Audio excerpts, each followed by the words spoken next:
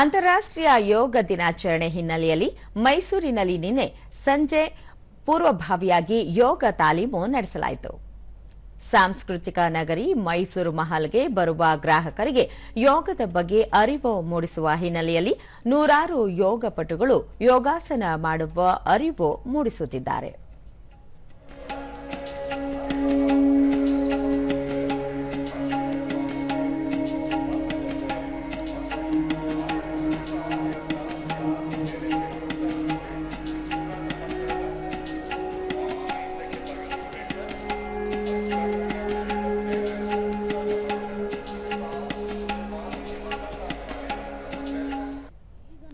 ಈ ವೇಳೆ ಆಯುಷ್ ಇಲಾಖೆ ಹಿರಿಯ ಅಧಿಕಾರಿ ಡಾಕ್ಟರ್ ರೇಣುಕಾದೇವಿ 11ನೇ ಅಂತಾರಾಷ್ಟ್ರೀಯ ಯೋಗ ದಿನಾಚರಣೆಯನ್ನು ಯಶಸ್ವಿಗೊಳಿಸುವ ನಿಟ್ಟಿನಲ್ಲಿ ಉತ್ತಮ ಆರೋಗ್ಯಕ್ಕಾಗಿ ವಿವಿಧ ಕಾರ್ಯಕ್ರಮಗಳನ್ನು ಹಮ್ಮಿಕೊಳ್ಳಲಾಗಿದೆ. ಯೋಗ ಧನುಷ್, ಯೋಗ ಸಂಗಮ ಸೇರಿದಂತೆ ಆಸನಗಳನ್ನು ಪ್ರದರ್ಶಿಸಲಾಗುತ್ತಿದೆ ಎಂದರು.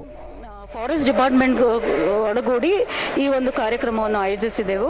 ಈ ಹರಿತ ಯೋಗದಲ್ಲಿ ಅನೇಕ ಸೀಡ್ಲಿಂಗ್ಸ್ ಮತ್ತು ಪ್ಲಾಂಟಿಂಗ್ಸ್ ಇದನ್ನು ಗಿಡ ನೆಡುವ ಮೂಲಕ ನಾವು ಈ ಒಂದು ಪೂರ್ವಭಾವಿ ಯೋಗ ದಿನಾಚರಣೆಯನ್ನು ಆಚರಿಸಿದೆವು. ವಿದ್ಯಾರ್ಥಿನಿ ಮಾನ್ಯಶ್ರೀ ಸ್ವದೇಶಿ ಆಯುರ್ವೇದ ಚಿಕಿತ್ಸೆಯಿಂದ ಉತ್ತಮ ಆರೋಗ್ಯ ಕಾಪಾಡಿಕೊಳ್ಳಬಹುದು, ಜೊತೆಗೆ ಯೋಗದಿಂದ ಉತ್ತಮ ಆರೋಗ್ಯ ಕಾಪಾಡಿಕೊಳ್ಳಲು ಸಾಧ್ಯ ಎಂದರು. ಯೋಗ ಅಭ್ಯಾಸವನ್ನು ಆಯೋಜಿಸಲಾಗಿದೆ. ಇದು ಬಂದು ಆಯುಷ್ ಅವರು ಮಾಲ್ ಆಫ್ ಮೈಸೂರಲ್ಲಿ ಕಂಡಕ್ಟ್ ಮಾಡ್ತಿರೋದ್ರಿಂದ ಎಲ್ಲರೂ ಇಲ್ಲಿ ಭಾಗವಹಿಸ್ತಾ ಇದ್ದೀವಿ. ಮತ್ತೋರ್ವ ವಿದ್ಯಾರ್ಥಿ ಬೆನ್ನು ನೋವು ಕಾಣಿಸಿಕೊಂಡು ಸಮಸ್ಯೆಗೆ ಒಳಗಾಗಿದ್ದೆ. ಯೋಗಾಭ್ಯಾಸ ನಂತರ ಬೆನ್ನು ನೋವು ದೂರವಾಗಿದೆ ಎಂದು ತಿಳಿಸಿದ್ದಾರೆ. ಸ್ಪೋರ್ಟ್ಸ್ ಆಡಿದ್ರೆ ಫುಲ್ಲು ಬಾಡಿ ಪೇನ್ ಆಗ್ತಾ ಇತ್ತು. ಅದು ಯೋಗಕ್ಕೆ ಬಂದಾದ್ಮೇಲೆ ಫುಲ್ಲು ಅಂದರೆ ಯೋಗ ಅದು ಬಾಡಿ ಪೇನ್ ಎಲ್ಲ ಆಗ್ತಾ ಇಲ್ಲ. ಮತ್ತೆ ನನಗೆ ಓದಕ್ಕೆ ಇಂಟ್ರೆಸ್ಟೇ ಇರಲಿಲ್ಲ ಲಾಸ್ಟ್ 2 years ಇಂದ. ಅದು ಯೋಗಕ್ಕೆ ಬಂದ್ಮೇಲೆ ನಾನು ತುಂಬ ಚೆನ್ನಾಗಿ ಓದ್ತಿದ್ದೀನಿ, ತುಂಬ ಇಂಟ್ರೆಸ್ಟ್ ಇದೆ ಓದಕ್ಕೆ. ಯೋಗ ಶಿಕ್ಷಕ ಗಿರೀಶ್ ಜನತೆಗೆ ಯೋಗದ ಬಗ್ಗೆ ಅರಿವು ಮೂಡಿಸಿ 11ನೇ ಅಂತಾರಾಷ್ಟ್ರೀಯ ಯೋಗ ದಿನಾಚರಣೆಯಲ್ಲಿ ಭಾಗವಹಿಸುವಂತೆ ಪ್ರೇರಣೆ ನೀಡಲು ಈ ಕಾರ್ಯಕ್ರಮ ಪೂರಕವಾಗಿದೆ ಎಂದರು.